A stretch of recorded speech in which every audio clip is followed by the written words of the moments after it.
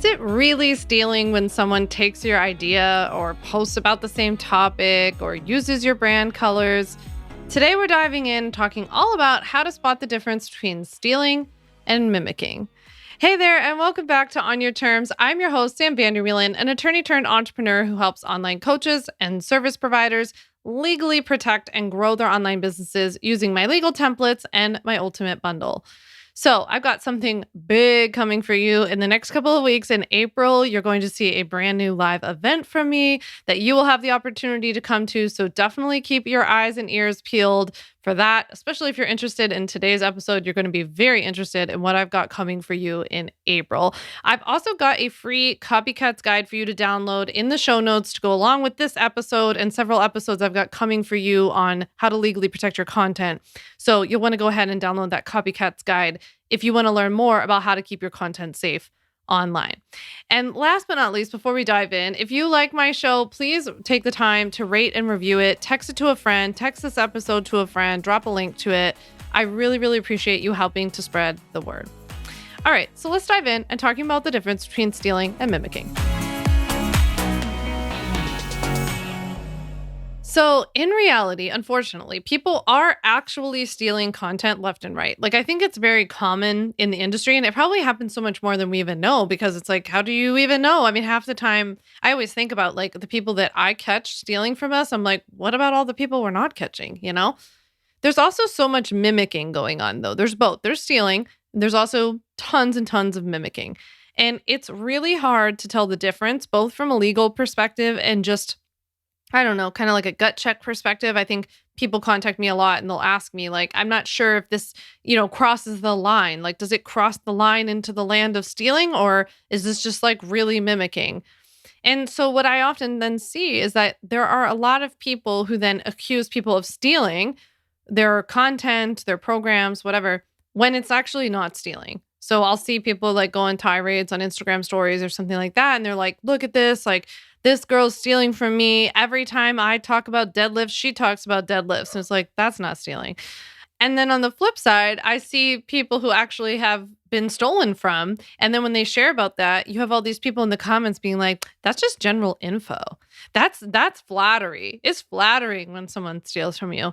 Please do not ever DM me and tell me that it's flattering when someone steals from you. That is like one of my biggest pet peeves in online businthis. It's actually stealing, right? And then people will be like, oh, it's just information. You don't own that, I feel so torn about this too, because this is really funny for me to say as a lawyer, but like something I feel like, especially lately, I've been having like more of an existential crisis about is this idea of people like not owning ideas, not owning words and phrases. And like, I actually do understand where people are coming from. I actually think that's a very interesting conversation. There are some people, I think it's called uncopywriting. Like, there are people who believe in like uncopywriting things and making like everything public, everything's to be shared. I don't know that I would necessarily go that far. And I like the idea of protecting our ideas and like our words. And I think if you're writing words that really are meaningful to you, then you should be able to like control who then gets access to them. But I don't know. I can see where people are coming from. Like, I sometimes feel this about like titles of things or like really generic phrases. And it's like, I remember somebody took issue with me saying that I empower women. Like, when I started my business, I would use that phrase a lot. And someone took issue with it. And it was like, wait, so just to be clear, you think you own the phrase empowering women? Like, you think no one's ever said that before? And like, it's kind of funny looking back on it, because after that happened, I feel like thousands of people like came into the online business arena and started using that phrase. And so I don't know, I have my moments, to be honest, where I'm like, I don't like all this fighting. Like, everybody run your business, everybody do your thing. You don't own this word, you don't own that phrase, And then there's like lawyer me who's like, well, this is the system. I guess we're participating in it. I didn't intend for this episode to become like a philosophical thought of like of content and intellectual property, but I'm just being honest with you. I always keep it very, very real with you that like this is something I actually struggle with, where like I find it to be my responsibility to like teach you these things. But on the other hand, I do think like people get really possessive about stuff. And like a lot of times I do get those DMs about the example I gave with like, oh, I talked about deadlifts and now she talked about deadlifts. It's like, you don't own deadlifts, like you might own a specific way of teaching it or like a phrase or the literal words that you said about it or the video, your likeness, all of that kind of stuff. But like, we don't own these concepts and like, it's okay for other people to talk about it. So I don't know. I'm just being honest with you. And I don't know that I have fully formed thoughts around it, but it's definitely been something I've been thinking a lot about. And on the flip side, I feel like I then hear from so many people who want to share safely. Like they want to share content from other people, but rightfully give credit, but they're like not exactly sure how to do that. If you were hoping to learn a bit more about that in today's episode, you're definitely you're going to want to go back and listen to episode 19 and listen to that episode called How to Share Content Safely so that you're not a copycat yourself. Because I teach you in that episode how to share other people's content. So stuff is like all mixed up all over the place in the online business industry when it comes to sharing content safely. And I think that leaves a lot of people not knowing whether or not they can do anything about it. And that, when they get stolen from or they're not sure, like, is that stealing? Is it mimicking? Was it even mine to share? Who owns this?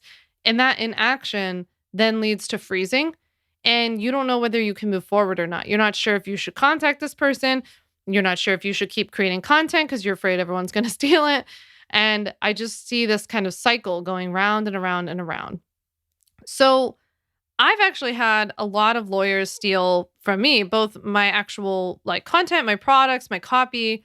If you haven't heard that story before, you can go back and listen to episode 43. I broke it all down on there. But, I've had somebody steal my entire website. I've had people take phrases and names of programs, like all that kind of stuff. I have one person people DM me about all the time now, and they write us emails all the time about now being like, she's just like does everything that you do. And like, she's like stole your branding and like her webinar is called the same thing. And like, it's annoying. I turned it over to my lawyer because like these days I can't even deal with it. And so I turned it over to our lawyer. They shoot something off or they look into it. They investigate her. They're going to go, if they're going to do what they need to do. And so this happens all the time. I've also had a lot of people mimic me, right? Where like their guide or their webinar is essentially called like the same thing as mine. They just like take out like for the and they like, the bullet points are like basically identical. They just like again change like they create like all the same products and they package their products in the same way. They call them the same thing, but then they always price them a little bit cheaper. You see that all the time. I get I see the branding, the kind of like trading on our likeness kind of thing. I get reports about this stuff all the time. It's super, super annoying. Fun fact, I once was on a trip when I was 13 with my mom and my sister. I think it was like the only trip we took together. I once on that trip got banned from saying the word annoying because my family, when I was 13, thought that I called everything annoying and they were getting annoyed by this. Turns out I was right. Everyone is annoying. I think so. I swear. Sometimes I have my Larry David days, and like when the day today that I'm recording this, I'm having my Larry David day where I think everything actually is annoying, and I think 13-year-old Sam was onto something. Frankly, I'm just kidding. Everyone's lovely. So let's break down then what is the difference between stealing and mimicking, so that we can properly navigate this, and really to not only to be able to do something about it legally. But honestly, what I'm hoping that you walk away with today is a better sense of like what you can let go of, because I can tell you within the first several years of my business, I spent more time than I care to admit circling and stewing in the mimicking cycle where I was just annoyed, right? I was like, they were annoying and I didn't like it. And I thought it was unfair. And I was like stomping my feet at the universe. And all that's really doing is letting them win because it's taking you off your game and not keeping you focused on your business, which is how I rebound really quickly now, where if somebody is stealing from me, or whether it's legitimate stealing or they're mimicking me, or the mimicking is starting to jump into the theft arena, that is why I don't deal with that myself anymore. Because for me, it was just easier to be like, okay, just turn it over to an attorney. They look at it and they see whether there's anything to do, and then they follow up on it. I don't want to spend my time. I want to stay laser focused on my business, and I don't want my business to suffer because of some nonsense, because that person, they're ultimately not going to be successful if they're stealing from you. So if they're not going to be successful, why would I allow them the amount of energy and the capacity to come into my business and muck it up, right? So I'm not going to let that happen. I'm not going to let anybody do that to my business. So I stay focused and I get it to the right person. Before I could afford to hire a lawyer, though, I would kind of make this decision myself. So when I would get really good at just being like, that's just mimicking, this person's annoying, boom, they're going to go away, right? And I just wouldn't do anything about it. But I also had to put it out of my mind and keep working, keep my head down. When it was actually stealing, I would reach out. And that's what I talked to you about in episode 43. You can go back and like hear what to do in that case. So stealing, I want you to think of stealing content, what we as attorneys would call infringement, as like high school plagiarism. Like, do you remember in high school when you would have to write a paper and they would teach you about the rules of plagiarism and taking quotes from things and when to quote things directly and like when things were too close to something that you read? So it's not as simple as like taking someone's caption and then just like editing it so that you skirt the rules of plagiarism. I would say whenever you start with someone's content as like the starting point, we're already in plagiarism infringement land, right? So things like, that I can think of examples in terms of plagiarism in our industry are like copying somebody's caption, either word for word or the bulk of it, taking the content of a graphic and repurposing it as your own. So a lot of times people will just take the content, the copy from a graphic and then like put it onto their own graphic. Obviously stealing the entire graphic or stealing a photo, your sales page copy, website copy, any of that kind of stuff would be considered plagiarism of content. Then there's like the other category that I can think of as like improper use or resale of your products and programs. So like purchasing your program and then selling it as their own, buying your program and then making their own that's inspired by your program. That's still improper use because it was probably against the terms of use if you were using them. And then the other category of stealing is, straight up intellectual property infringement, which would be like the improper use of your trademark or the improper use of your copyrighted material. So obviously, if you've trademarked something and then they're using the word or the logo or the phrase, the tagline, even if you haven't, if you think you have common law trademark rights to something and now they're using it, and then same goes for your copywritten material. If somebody buys your course and then they resell it as their own and you copyrighted the material, then you've got a nice little copyright case on your hands, right? Now, then what goes into this like mimicking arena? Well, mimicking would look more like, I always think of the Ludacris song. It's like, when I move, you move, just like that. That's what I always think of because I'm like, that to me is mimicking. It's like they're watching you. They're like a little mirror shadow of you. But keep in mind, that means that they're always behind you, right? They're two steps behind. And so when you do something, then they do it, not because they steal your content, but more like you talk about deadlifts, just to go with the example, then they talk about deadlifts. That's mimicking you. And that's very annoying. But unless they stole your caption from your content or they stole you the graphic content or whatever else, then that's not stealing. It's just annoying. Really, really annoying, right? It also is possible, by the way, that this has nothing to do with you. And we do sometimes center ourselves in these things and we think that like people, everybody must be watching my stuff. I must be known for deadlifts. That's why when she talks about deadlifts, she's taking that from me. Now, in some cases, we have better, evidence than that. It's like the person's liking all our stuff, commenting on our stuff, contacting the people who follow us, and then they're creating the same content. And it's always like a couple days after we create it. And there's kind of more of a repeated pattern. That's what I would look for to see more of a pattern of mimicking versus like individual cases of mimicking. It's very possible that this has nothing to do with you. And I always want you to consider that. That's obviously not the case when people steal. And in my experience, most copycats, like the number one thing that they say when you contact them is like, oh my God, I had no idea. I didn't even know about you. And it's like, oh, wow, what a crazy thought then that you literally copy and pasted all my captions or like you literally took all the content off of my slides or whatever, So, that's always what people will say. But I do think that there are many cases where that's true, especially more when it comes to mimicking than stealing. Another place where I can see a lot of mimicking is kind of in like very general, generic, descriptive titles or phrases for things.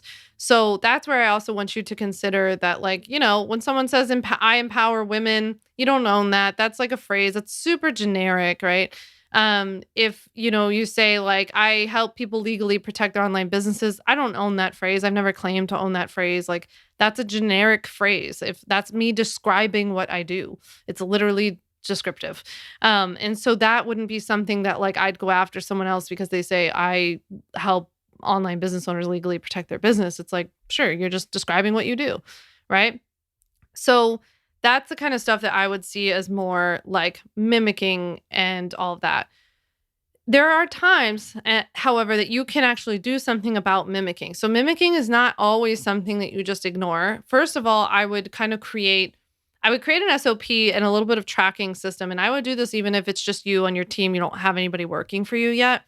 But if there's somebody that you notice who's doing this and it starts to become more of a pattern, I would maybe turn to like a Google Sheets kind of thing, start keeping track of stuff, create a little bit of an evidence trail because you're going to forget over time. But also that way, if it does escalate into something more serious, like they do steal actual content, they take your freebie, they're on your email list, and then you find out they downloaded your freebie and made it their own. That happened to me.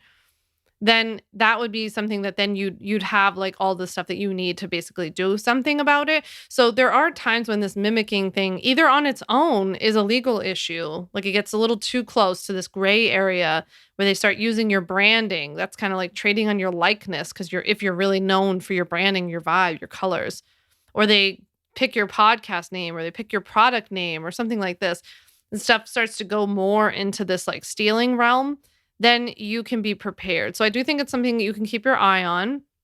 It's something that we as a team, we're going to have something coming for you in a couple weeks, but it's something that we as a team have an SOP for, and we have like a whole little set of procedures that we follow when this comes to our attention, whether it's something that we find or something that somebody else tells us about.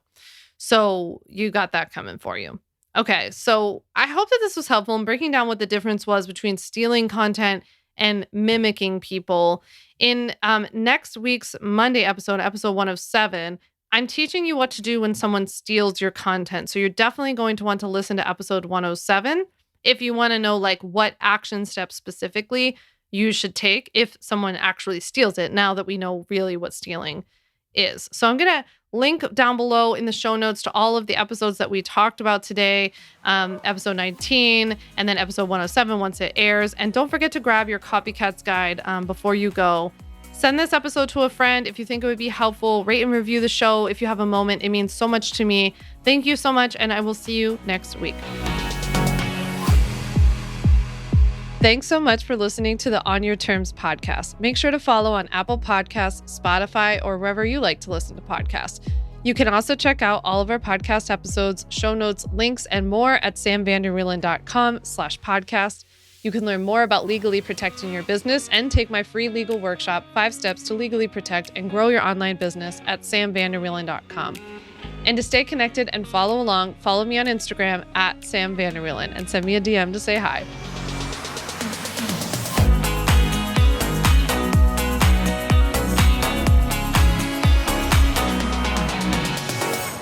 Just remember that although I am an attorney, I am not your attorney, and I am not offering you legal advice in today's episode. This episode and all of my episodes are informational and educational only. It is not a substitute for seeking out your own advice from your own lawyer. And please keep in mind that I can't offer you legal advice. I don't ever offer any legal services, but I think I offer some pretty good information.